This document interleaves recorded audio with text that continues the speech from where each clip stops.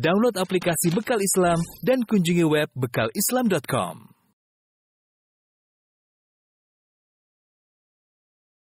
Bismillahirrahmanirrahim. Assalamualaikum warahmatullahi wabarakatuh.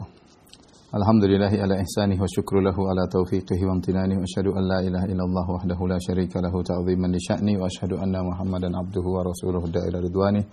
Allahumma salli alaihi wa ala alihi wa ashabihi wa ikhwani. Para ikhwan dan akhwat, para pendengar dan pemirsa Radio Roja dan Roja TV dimanapun Anda berada, kita melanjutkan bahasan kita dari surat Al-Ahzab sampai pada ayat 49. Allah Subhanahu wa taala berfirman, "Ya ayyuhalladzina amanu idza nakahtumul mu'minati tsumma talaqtumuhunna." Wahai orang yang beriman, jika kalian menikahi para wanita kemudian kalian menceraikan mereka min qabli an tamassuhunna, sebelum kalian menggauli mereka, sebelum kalian menyentuh mereka. Fama lakum alaihinna min iddatin ta'taddunaha. Maka sekali-sekali tidak ada wajib atas mereka iddah bagimu yang kamu hitung, ya. Famatti'uhunna wasarrihuhunna sarahan jamila.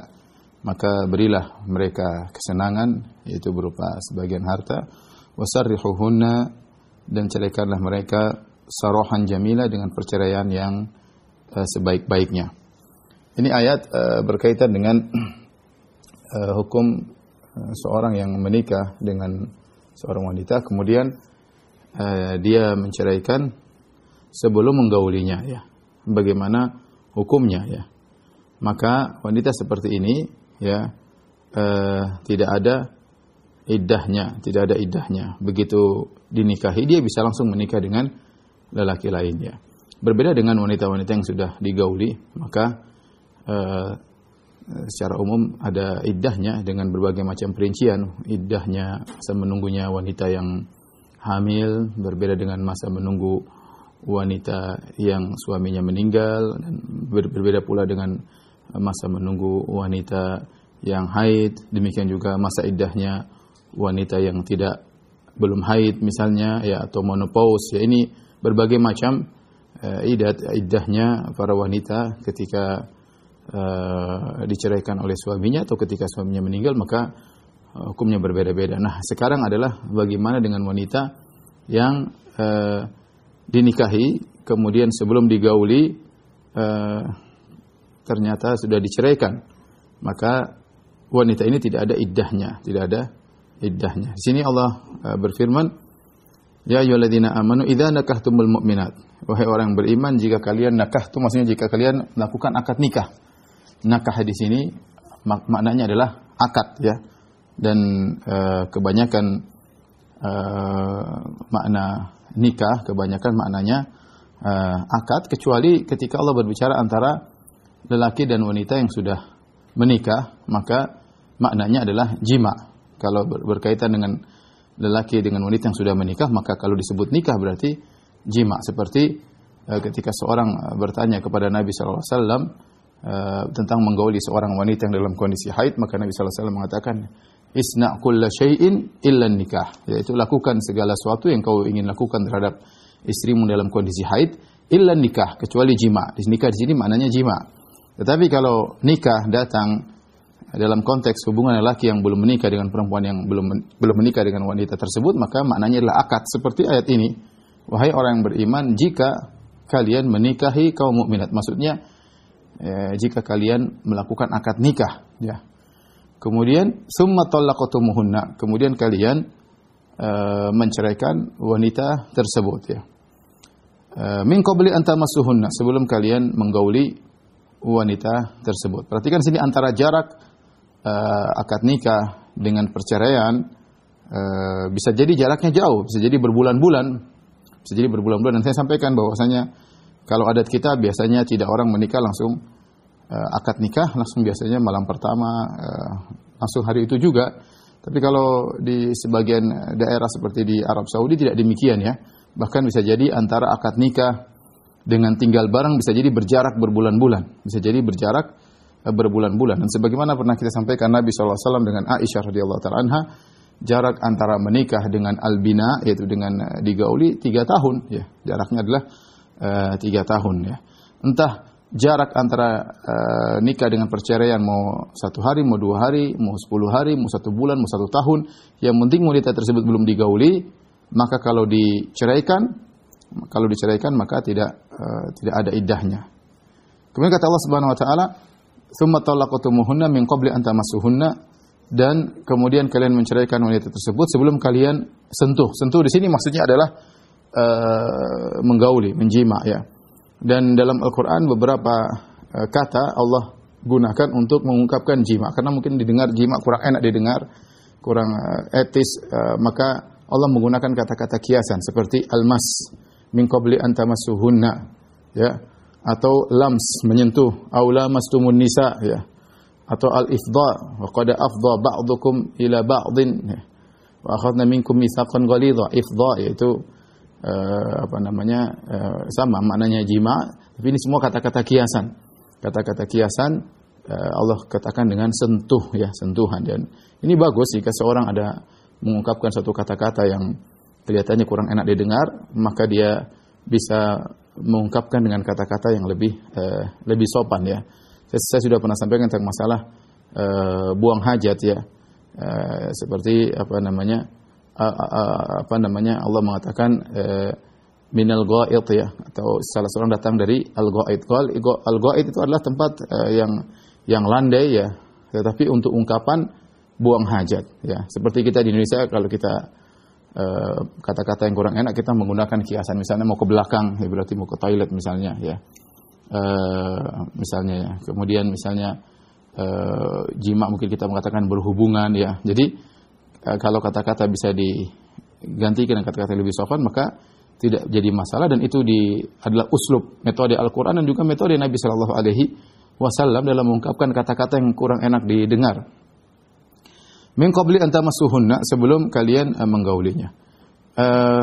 Bagaimana kalau khala biha? Bagaimana jika seorang laki dia tidak menggauli wanita tersebut tapi sempat berdua-duaan dalam satu kondisi di mana sang laki bisa saja menggauli wanita tersebut tapi belum dia gauli?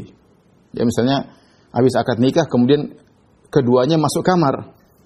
Keduanya masuk kamar, sang laki melihat apa yang bisa dilihat, seandainya dia mau gauli juga bisa. Nah, kalau sudah seperti itu, apakah tetap tidak ada masa iddahnya atau ada masa iddahnya? Maka khilaf di kalangan para ulama, jumhur ulama mengatakan bahwasanya idza khala rajulu biha, jika seorang meskipun belum menggauli sang wanita tapi sudah berdua-duaan di kamar yang dimana sangat mungkin bagi sang laki untuk menggauli wanita tersebut, dan mungkin dia sudah lihat sebagian rambutnya kayak atau sebagian badannya kayak ya, maka tetap ada masa iddahnya, masa iddahnya meskipun belum digauli. Dan ini pendapat jumhur ulama, dan ini adalah qada dari al-khulafa ar-rasyidin ya, bahwasanya khulafa ar-rasyidun, para sahabat, mereka memberi keputusan seperti ini ya. Meskipun Imam Syafi'i dalam qaul jadid menyelisihi, Imam Syafi'i mengatakan kalau belum digauli maka tidak perlu masa iddah, tetapi pendapat jumhur lebih utama ya, meskipun tidak sesuai dengan zahir ayat, karena zahir ayat digauli ya. Bagaimana kalau belum digauli? Imam Syafi'i rahimahullah berpegang dengan zahir ayat, tetapi pendapat jumhur berpegang dengan fatwa para sahabat ya, terutama khulafaur rasyidin, mereka lebih paham tentang ayat-ayat Allah Subhanahu wa ta'ala ya. Jadi kalau seorang lelaki sudah berdua dengan wanita tersebut meskipun belum digauli, tapi dia mungkin untuk menggaulinya, dia sudah menikmati melihat kecantikannya dan yang lainnya, maka ada iddah. Taib, kata Allah, kalau kalian menceraikan wanita tersebut sebelum kalian menggaulinya, famalakum alaihinna min iddatin ta'taddunaha, maka tidak ada iddah bagi mereka ya, wanita-wanita tersebut kalau sudah dicerai boleh langsung menikah tanpa harus menunggu masa iddah sama sekali. Kenapa? Karena belum digauli ya. Dan ini juga isyarat bahwasanya lelaki ketika mencerai seorang wanita, dia berusaha untuk menghitung masa iddahnya. Karena Allah mengatakan min iddatin ta'taddunaha, maka tidak ada bagi wanita tersebut iddah yang kalian menghitungnya, kalian menunggunya. Jadi seorang lagi ketika menceraikan istrinya dan dalam talak raj'i dia masih bisa balik, harusnya dia berusaha menghitung masa iddah istrinya ya. Dia berusaha mengetahui masa iddah istrinya, karena ketika dia menceraikan istrinya masih talak raj'i, masih bisa balik, ya talak pertama, talak kedua, maka sungguhnya itu statusnya masih istrinya. Dia masih memberi nafkah kepada wanita tersebut, masih tinggal di rumahnya, dia masih bisa melihat wanita tersebut, masih boleh ketemu, hanya saja tidak boleh digauli, ya, hanya saja tidak boleh digauli. Oleh karenanya disyariatkan dia untuk menghitung masa iddahnya. Kalau tidak, dia tanya kepada istri yang dia ceraikan dengan talak raj'i. Berbeda dengan talak bain, kalau sudah talak 3 sudah selesai, tidak perlu karena dia tidak bisa kembali lagi pada wanita tersebut, ya. Jadi kalau seorang wanita belum digauli, diceraikan, maka tidak ada iddah baginya.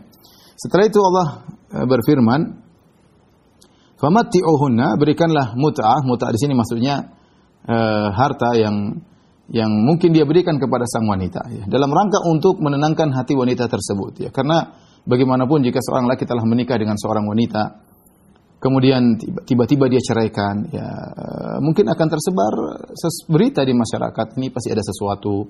Kenapa wanita itu belum digauli sudah diceraikan? Kenapa begini? Kenapa begitu? Tentu wanita tersebut akan sedih, ya. Sudah memimpi sudah punya keluarga, bakalan punya anak-anak, sudah pindah ke rumah yang baru, tahu-tahu diceraikan, belum diapa-apain sudah diceraikan. Maka di antara kewajiban bagi seorang laki adalah famatti'uhunna. Di sini Allah menggunakan fi'il amr, famatti'uhunna, yaitu berikanlah mut'ah. Mut'ah maksudnya kesenangan berupa harta yang wajar, yang pantas diberikan kepada wanita tersebut untuk menghibur kesedihan wanita tersebut, ya, untuk menghibur kesedihan wanita tersebut, ya. Wasarrihuhunna, dan ceraikan mereka sarahan jamila, dengan cerai yang baik, ya. Ini perintah dari Allah Subhanahu wa taala. Secara umum kalau ingin menceraikan wanita, maka ceraikanlah dengan cara yang baik, bukan cerai dalam kondisi bertengkar, dalam kondisi ribut, dalam kondisi saling merebut anak-anak, dan itu kebanyakan cerai yang terjadi demikian, bukan sarahan jamilan, bukan perceraian yang kemudian indah. Oleh karena kita dapati, kalau kita baca kisah-kisah para sahabat, mereka menceraikan biasa saja, tidak ada kemudian cerita ribut antara mantan suami dengan mantan istri, ribut, bertengkar, kemudian macam-macam lah, perang-perangan lah. Oleh sekarang sudah cerai, perang-perangan di medsos, ya. Sang istri membongkar aib suaminya, sang suami tidak tahan membongkar aib istrinya, dan macam-macam. Ini perkara yang menyedihkan, ya. Kalaupun harus cerai, ya, cerai dengan cara yang baik. Ketika seorang laki menceraikan istri dengan cara yang baik, maka masing-masing menjaga haknya, masing-masing menjaga harga diri bekas pasangannya, ya. Maka seorang berusaha kalaupun harus cerai, maka dengan cara yang baik. Dan ini umum dalam permasalahan apapun. Kalau kita ada permasalahan dengan orang lain, maka berusahalah kita keluar dari permasalahan tersebut dengan cara yang terbaik. Kalau bisa keluar menyelesaikan permasalahan tanpa harus bertengkar, tanpa harus ribut, tanpa harus dendam, itu yang terbaik, ya. Kita ingin menjaga persatuan di antara kaum muslimin. Adapun ukuran berapa harta tersebut, mut'ah tersebut yang disebut dengan mut'ah, maka sesuai dengan kemampuan. Alal musi'i qadaru, al muqtiri qadaruhu, mata'an bil ma'ruf, kata Allah. Bagi yang berlapang harta berikan sekedarnya, yang hartanya kurang berikan semampunya, yang ma'ruf, yang sesuai dengan kondisi tradisi, bagaimana yang membuat seorang wanita tenteram dengan harta yang diberikan tersebut, dan kembali kepada status ekonomi sang suami, ya. Ini berlaku jika seorang laki menikah dengan wanita dan dia tidak sebut mahar. Maka wajib bagi dia untuk memberikan mut'ah, sejumlah harta kepada sang wanita, karena dia cerai, belum dia gauli, dalam rangka menenangkan hatinya. Tapi kalau dia sudah terlanjur menyebut mahar, ya, maka dia harus bayar setengah mahar, ya. Kata Allah Subhanahu wa taala, "In talaqtumuhunna min qabli an tamassuhunna wa qad faradtum lahunna fariidah fanisfu ma faradtum illa ay ya'funa aw ya'fu alladhi bi yadihi uqdatun nikah wa an ta'fu aqrabu littaqwa", dalam surat Al-Baqarah, ya. Allah Subhanahu wa taala mengatakan, jika kalian menceraikan istri-istri kalian, ya, sebelum kalian menggauli istri-istri tersebut, dan kalian sudah terlanjur menyebutkan nominal mahar ketika menikah, maka bayarnya setengah. Fanisfu ma faradtum, maka bayarlah setengah mahar. Misalnya seorang laki menikah dengan wanita, dalam proses akad nikah tersebut sebut maharnya 100 juta. Kemudian setelah menikah, sang lelaki kemudian ada kerja, harus pergi ke luar negeri atau harus berlayar, bersafar, kemudian dia bersafar 3 bulan, di tengah jalan setelah 3 bulan dia berpikir untuk menceraikan istrinya tersebut. dia menceraikan istrinya tersebut dan dia belum bayar mahar, maka dia boleh menjatuhkan cerai ya, kalau ada sebab, kemudian dia serahkan setengah mahar 50 juta. 50 juta. Adapun kalau sudah dia gauli ya mahar harus diterima dengan full.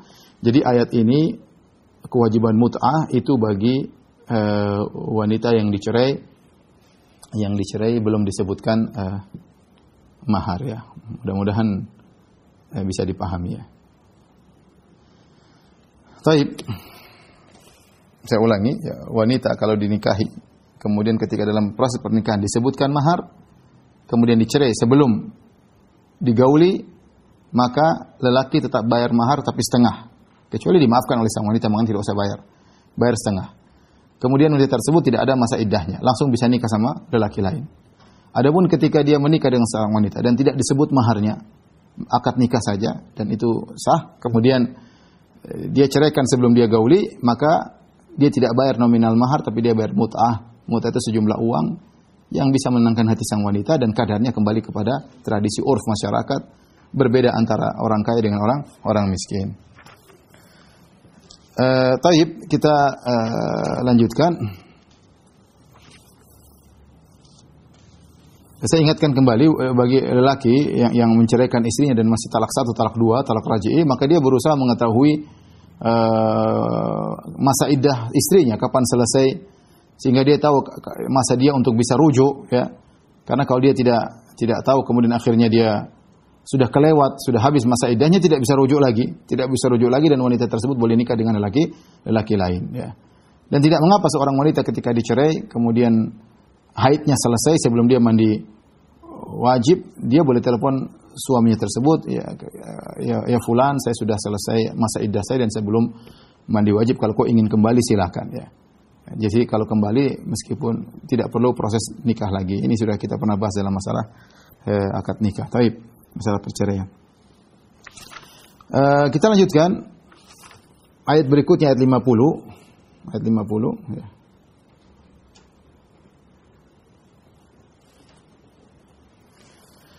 Ya ayuhan nabiyyu inna ahlalna laka azwajaka allati ataita ujurahunna wa ma malakat yaminuk mimma afa Allah 'alaika. Wahai Nabi, sungguhnya kami telah menghalalkan bagimu istri-istrimu yang telah kau berikan maharnya, mas kawinnya, dan hamba sahaya yang kamu miliki, budak-budak wanita yang kamu miliki, yang termasuk apa yang kamu peroleh dalam peperangan yang dikaruniakan oleh Allah ya untukmu ya.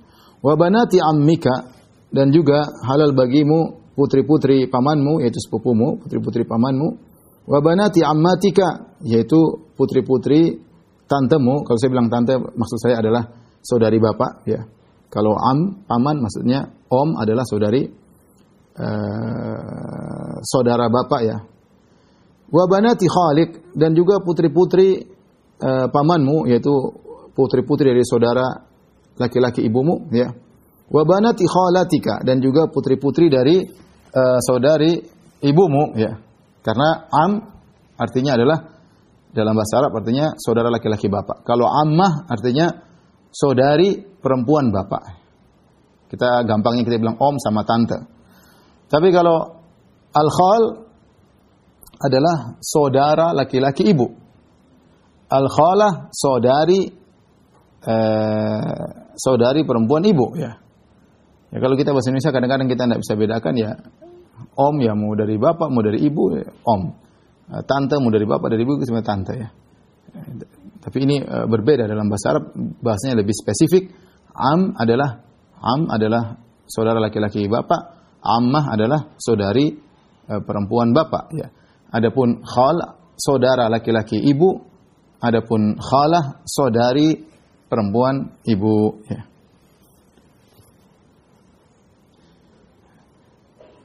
Allati hajarna ma'aka, yang berhijrah bersamamu. Ikhwan dan akhwat, para pemirsa roja yang dirahmati Allah Subhanahu wa taala, ayat ini berkaitan dengan Nabi sallallahu alaihi wasallam. Allah Subhanahu wa taala menyatakan ya ayuhan nabi, dan ini panggilan yang mulia untuk menunjukkan mulianya Nabi. Allah mengatakan ya ayuhan nabi, wahai Nabi. Inna ahlalna laka azwajaka. Sungguhnya kami menghalalkan bagimu istri-istrimu.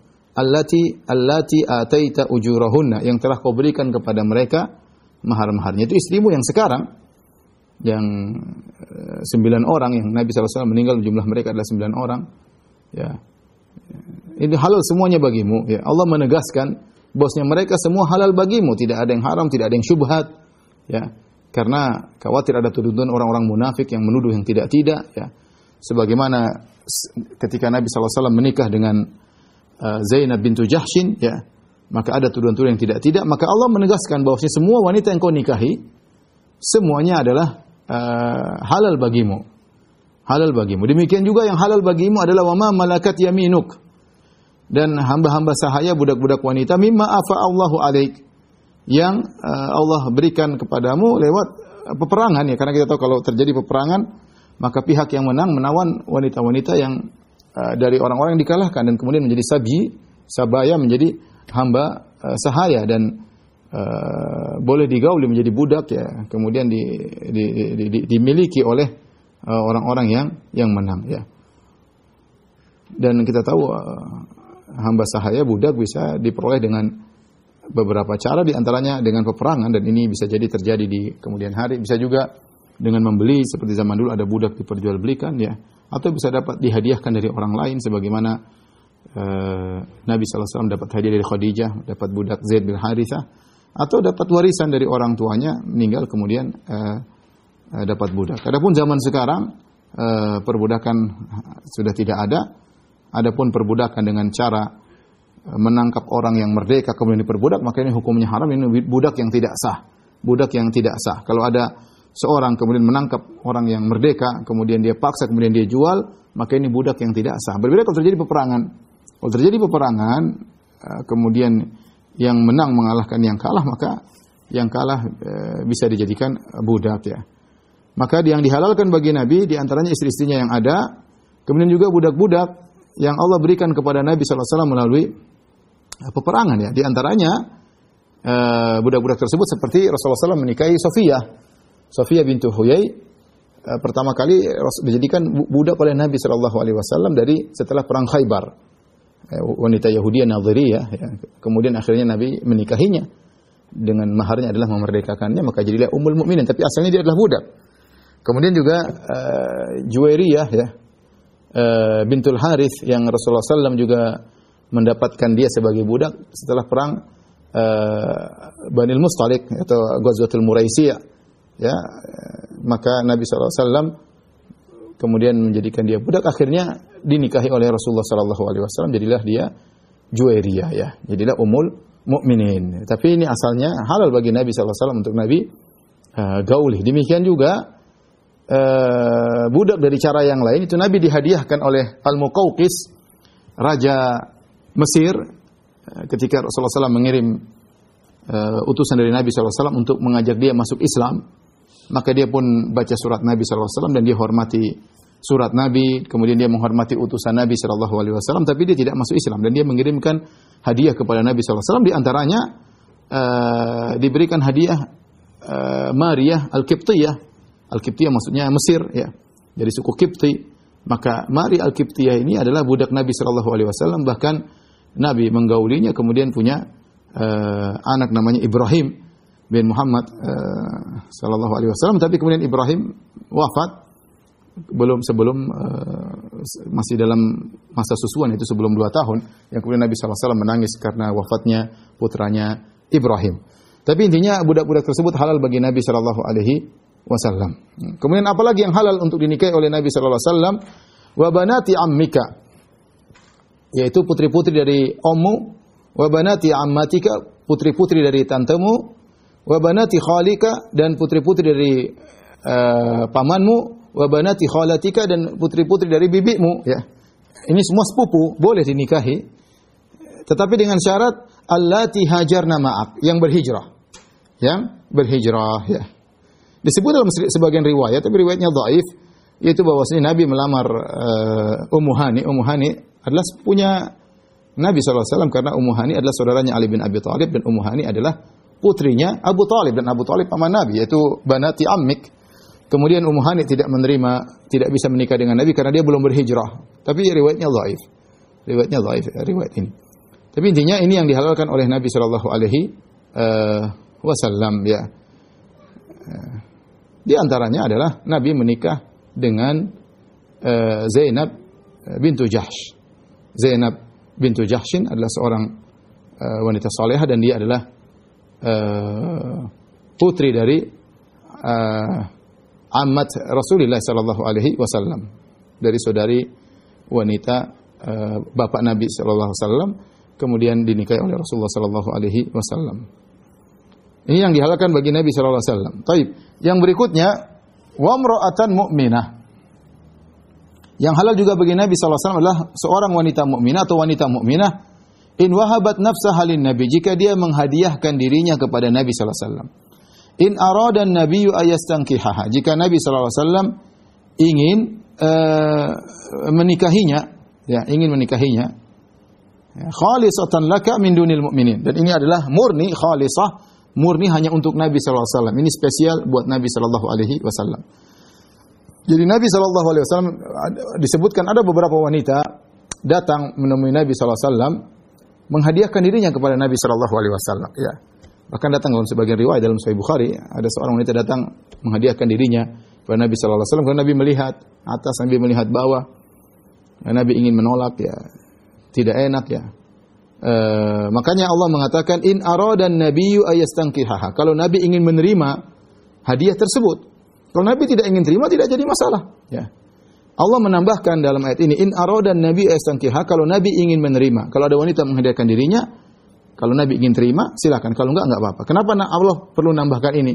Kata sebagian ulama, in aradan nabiyyu ayastankihaha, kalau Nabi ingin menerima hadiah tersebut, karena Nabi adalah seorang yang pemalu, dan asalnya Nabi la yaruddu al-hadiyah. Di antara sifat Nabi tidak menolak hadiah. Orang kasih hadiah, Rasulullah SAW terima. Bahkan Rasulullah SAW mengatakan, kalau saya diundang untuk makan kikil kaki kambing, saya akan datang. Ya, Rasulullah SAW orangnya tawadhu, apapun hadiah yang diberikan kepada Nabi SAW terima.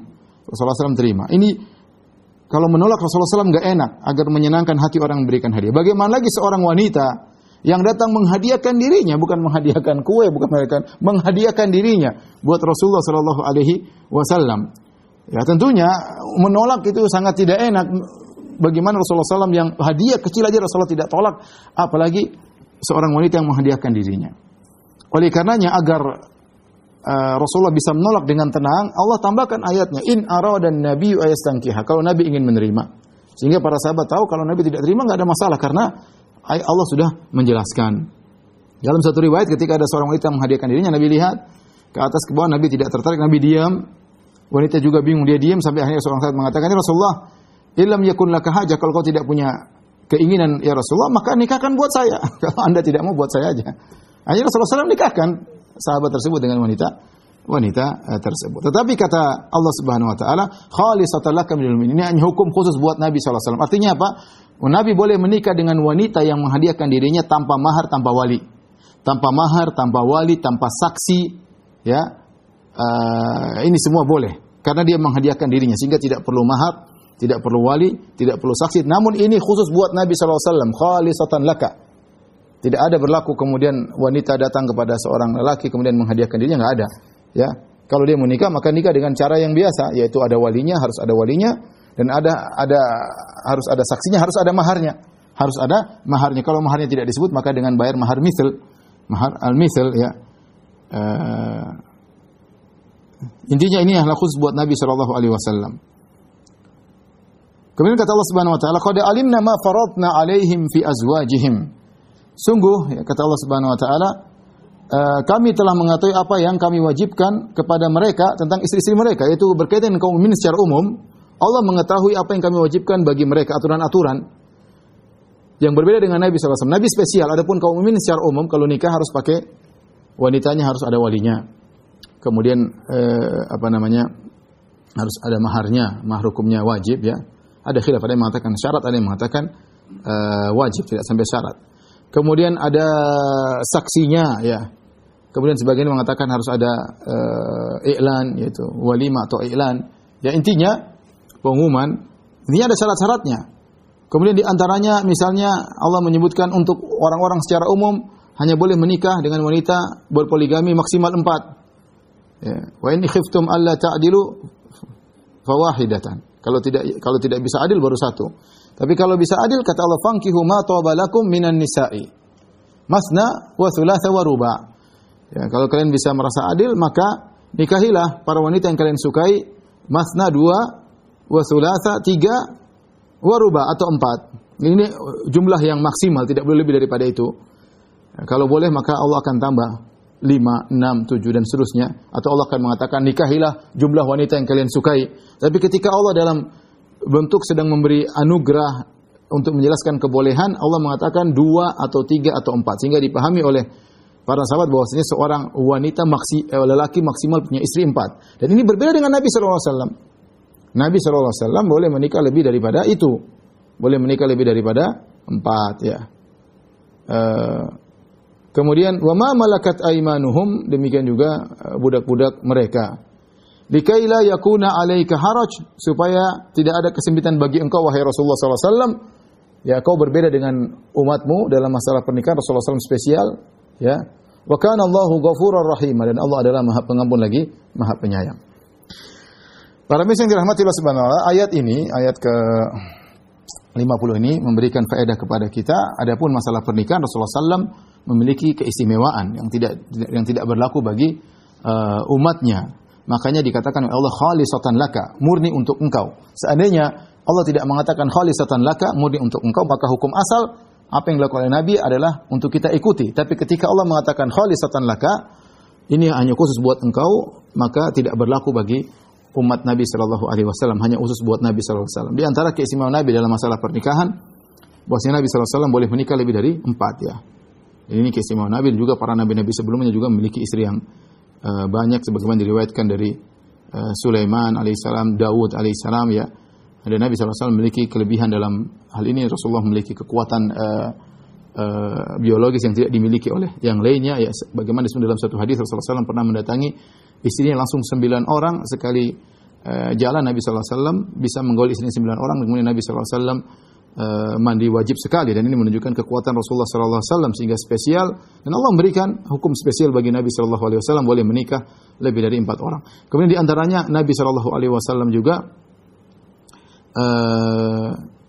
boleh menikah dengan wanita yang menghibahkan dirinya, tetapi meskipun tanpa mahar, tanpa wali, tanpa saksi, tanpa walimah, boleh. Dan ini tidak berlaku bagi kaum mukminin secara umum, ya, kaum mukminin secara umum.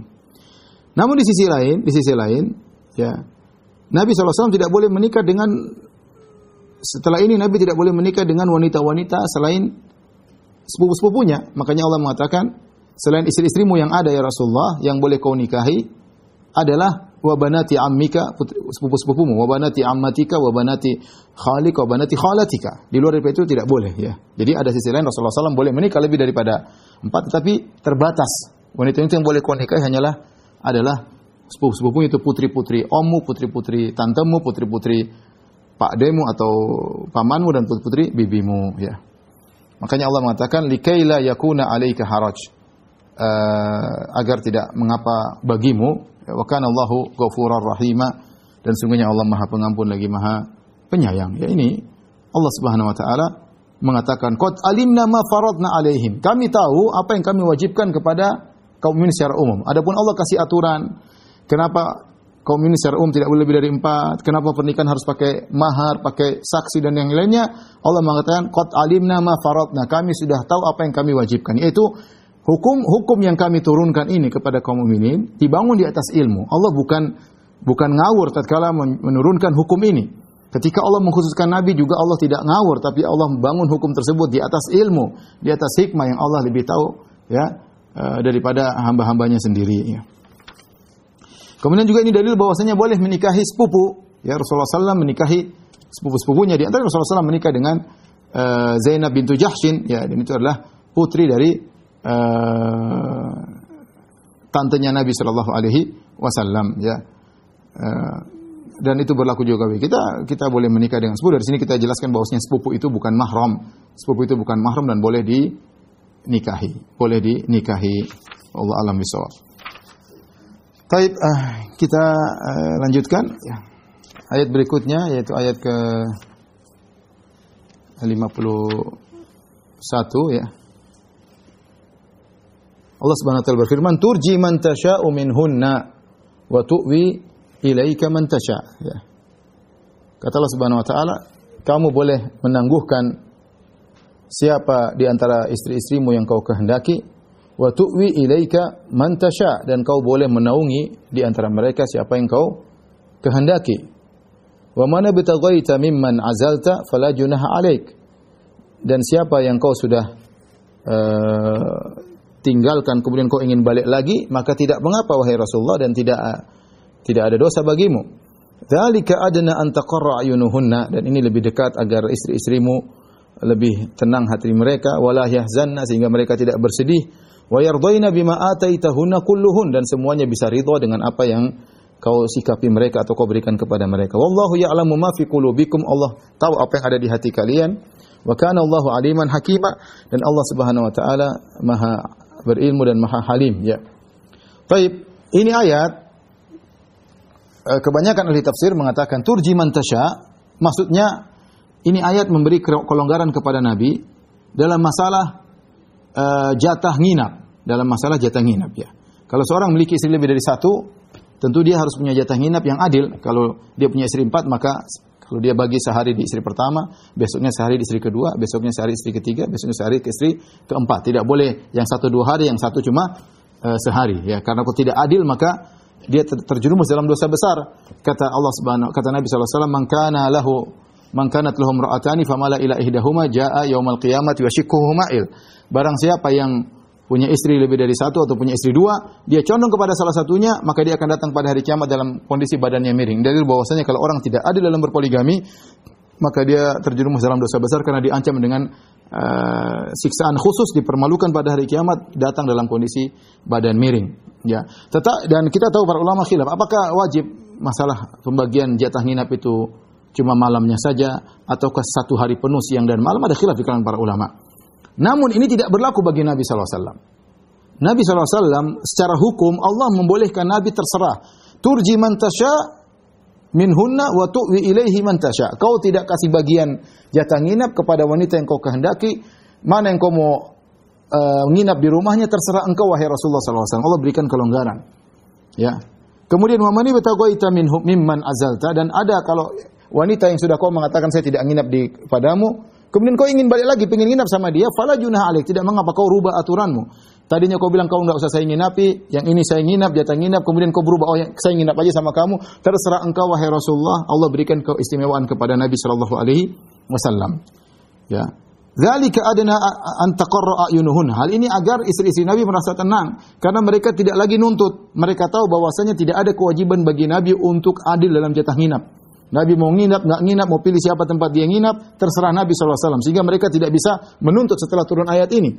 Dzalika adna an taqarra ayunuhunna, agar mereka tidak mereka tenang dan mereka tidak sedih karena mereka tahu tidak ada kewajiban bagi Nabi SAW, sehingga mereka tidak menuntut. Wa yardaina bima ataitahunna kulluhun, dan mereka ridha dengan apa yang Rasulullah sikapi, yang Rasulullah berikan kepada mereka. Tetapi meskipun Nabi tidak diwajibkan, khusus Nabi, ini khusus ya, Nabi tidak diwajibkan untuk adil tatkala jatah nginap, tapi kenyataannya Nabi adil.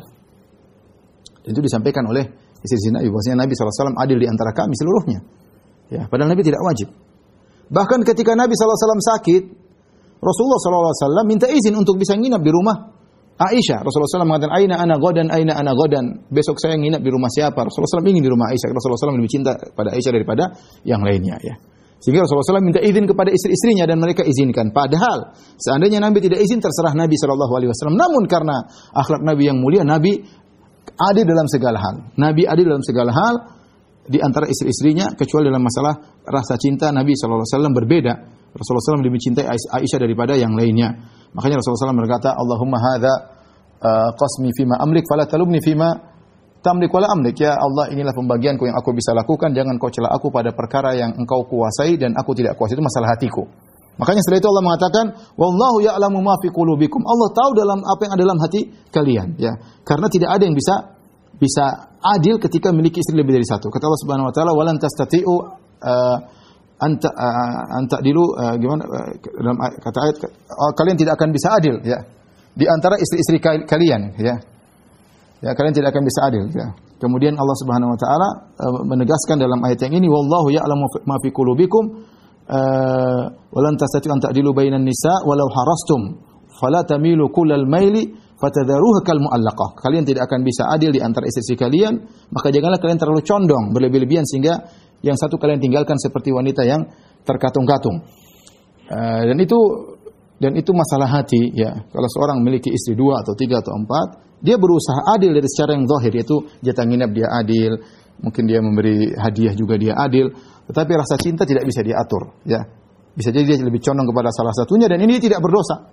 Dia tidak berdosa, yang penting dia jangan sampai menzalimi yang lainnya. Makanya Allah mengatakan, wallahu ya'lamu ma fi qulubikum, Allah tahu isi hati kalian, di mana kalian lebih condong kepada salah satu daripada istri-istri kalian. Wa kana Allahu aliman halima, dan Allah Maha mengetahui, Allah Maha Halim, ya. Taib. Ini juga keistimewaan Nabi sallallahu alaihi wasallam, artinya Nabi tidak harus adil dalam masalah jatah nginap, tetapi Nabi sallallahu alaihi wasallam tetap adil di antara istri-istrinya. Ayat yang terakhir kita bahas, ayat ke-52. Kata Allah Subhanahu wa taala, la yahillu lakan nisa'u min ba'du wala an tabaddala bihinna min azwajin walau a'jabaka husnuhun.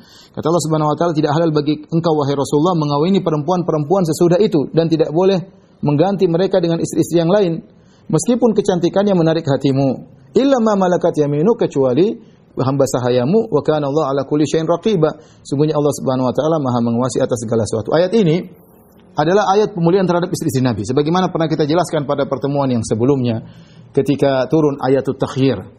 Ya ayuhan nabi qul li azwajika in kuntunna turidun hayatad dunya wa zinatan, dan seterusnya. Wahai Nabi, katakanlah kepada istri-istrimu, kalau kau ingin dunia, maka kemarilah aku ceraikan, aku berikan harta, ya. Tapi kalau kau ingin Allah, akhirat dan Nabi, dan ingin akhirat, maka bersabarlah dengan hidup denganku yang penuh dengan kesulitan dan penuh kesusahan. Dan akhirnya istri-istri Nabi memilih untuk tinggal bersama Nabi, dan mereka meninggalkan kehidupan dunia, rela untuk hidup bersama Nabi yang hidup dengan sulit, serba kekurangan, dengan rumah yang sempit, ya.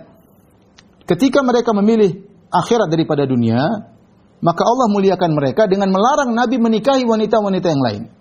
Cukup 9 orang tersebut. Ya, Allah mengatakan la yahilul lakan nisa, tidak halal bagi engkau wahai Rasulullah menikahi wanita yang lain min ba'du, setelah kejadian tersebut tidak boleh kau menikahi wanita-wanita yang lain. Wala antabaddala bihinna min azwajin, dan kau tidak boleh menceraikan istri yang satu kemudian ganti dengan wanita yang baru, tidak boleh. Ini pemuliaan Nabi, pemuliaan Allah kepada 9 istri Nabi, yang Nabi meninggal dalam posisi punya istri 9. Nabi tidak boleh menikahi wanita yang lain lagi. Tidak boleh. Ya, tidak boleh menikah wanita lain, cukup 9 ini. Ini pemuliaan bagi para istri Nabi. Kata Allah, walau a'jabaka husnuhun, meskipun ada wanita yang cantik yang kau sukai. Dan Rasulullah SAW adalah manusia, punya sifat manusia. Lihat perempuan cantik, Rasulullah SAW tertarik, tentu dengan agama yang baik. Ya, meskipun menarik hatimu, kau tidak boleh menggantikan posisi istrimu. Tidak boleh nikah lagi, atau tidak boleh menceraikan ganti yang lain. Dan ini pemuliaan terhadap istri Nabi. Illa ma malakat yaminu, kalau kau ingin nambah dengan budak, tidak apa-apa. Tapi istri 9 itu saja. Wa kana Allah ala kulli syai'in raqiba.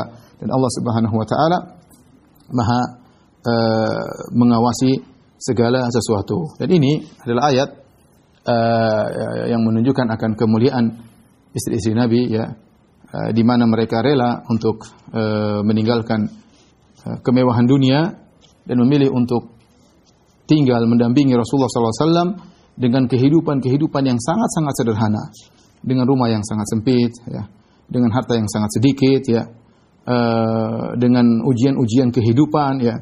Rasulullah SAW begitu sibuk dan kesibukannya sangat banyak, ya, tapi mereka semua sabar, ya. Ketika mereka bersabar dan memilih darul akhirat daripada kehidupan dunia, maka Allah muliakan mereka dengan melarang Nabi SAW menikah dengan wanita yang lain meskipun mengagumkan Rasulullah SAW. Ya, kata Allah, walau a'jabaka husnuhun, meskipun kecantikannya mengagumkan engkau wahai Muhammad, kau tidak boleh mengganti istrimu dengan wanita yang lain, ya. Illa ma malakat yaminuk, adapun kalau kau ingin menambah budak-budakmu maka silahkan. Wallahu a'lam bishawab. Demikian saja yang saya sampaikan kepada para pemirsa Roja TV dan Radio Roja. Semoga pertemuan kita diberkahi oleh Allah Subhanahu wa taala, menjadikan memperberat timbangan kebajikan kita di akhirat kelak. Subhanakallah bihamdika asyhadu an la ilaha illa anta astaghfiruka wa atubu ilaik. Assalamualaikum warahmatullahi wabarakatuh.